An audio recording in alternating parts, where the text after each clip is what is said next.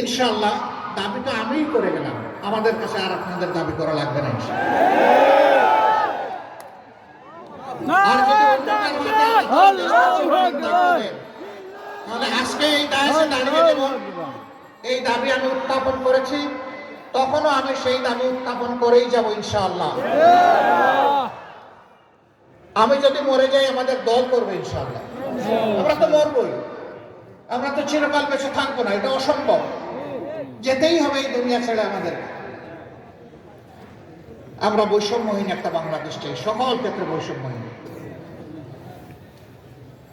এই জেলাকে কেন্দ্র করে একটা চমৎকার এগ্রিকালচার বিশ্ববিদ্যালয় হতে পারে, কারণ এই জেলা কৃষি নির্ভর একটা জেলা। এই জেলা তার গর্বে এমন ফসল ধারণ করে যা সারা বাংলাদেশের মানুষের অংশ পায়। কৃষিতে যদি এখানে গবেষণা হয়, সারা বাংলাদেশ তার দ্বারা উপকৃত হবে। এখানকার ছেলেমেয়েরা অগ্রাধিকার ভিত্তিতে তারা এখানে লেখাপড়ার সুযোগ পাবে। আমরা এমন একটা বাংলাদেশ চাই, যে বাংলাদেশে আমাদের ছেলেমেয়েরা লেখাপড়া শেষ করে তারা হতাশা আর বেকারত্ব নিয়ে কষ্ট পাবে না।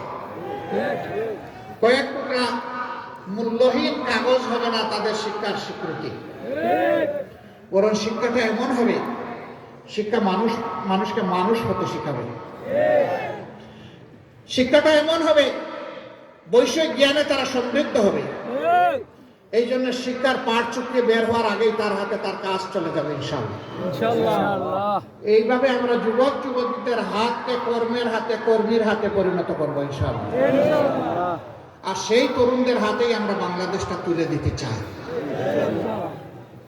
মুরব্বীরা কি রাগ করলেন না যে এখনো বেঁচে আছি, আমাদেরকে মাহরুম করে তরুণদের হাতে তুলে দিলেন?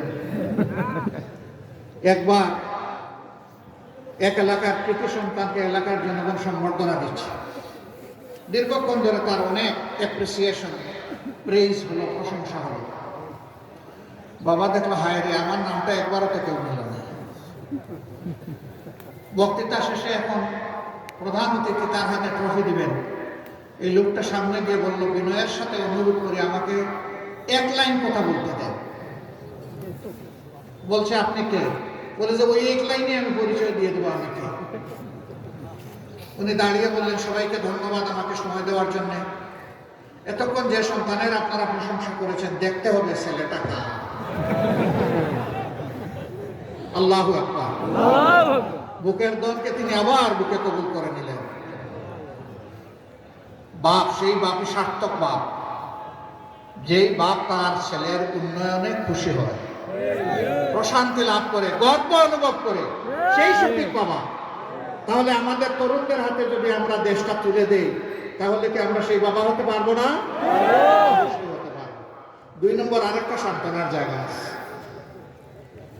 25 বছরের একজন যুবকও কিন্তু বুড়ো হতে পারে, যদি সে প্রত্যেকটা কাজে ভয় পায় যে এটা আমি পারবো না, এটা আমি পারবো কিনা, এটা অসম্ভব। আবার 90 বছরের একজন বয়স্ক মানুষও যুবক হতে পারেন, যদি তিনি যে কোনো চ্যালেঞ্জ সামনে আসার পরে বলেন যে ইনশাআল্লাহ অন্য কেউ পারলে আমি ওইটা পারবো। আমি আল্লাহর কাছে চেয়েছি, আল্লাহ তুমি আমার বুড়া বানাবো না, আমার চুল পাকক, ব্রু পাকক, দাড়ি পাকক, কোনো আপত্তি নাই, কিন্তু আমার কলটাকে তুমি জোয়ান বানাইয়ে রাখো। আপনারা সবাই সেই জোয়ান হতে রাজি আছেন? সবাই তরুণ, এখানে আর হেরে যাওয়ার তো কোনো জায়গা থাকলো না। আলহামদুলিল্লাহ। বয়স্ক তরুণ আর কম বয়সী তরুণ আমরা মিলে ইনশাল্লাহ এই দেশটাকে গড়বো, আল্লাহ চাই। আর কি করবো আমরা? আপনারা জানেন, চাঁদাবাজি আমাদের মেজাজের সাথে, চরিত্রের সাথে যায় না, দখলদারি যায় না।